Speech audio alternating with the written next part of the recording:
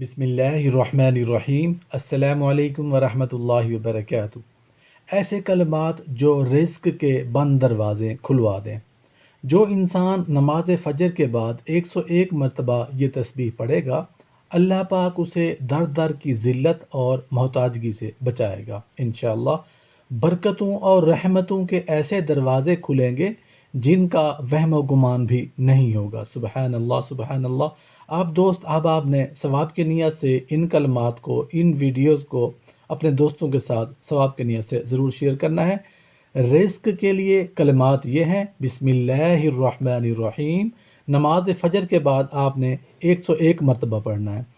سبحان اللہ و بحمدہ، سبحان اللہ العظیم و بحمدہ، استغفر اللہ۔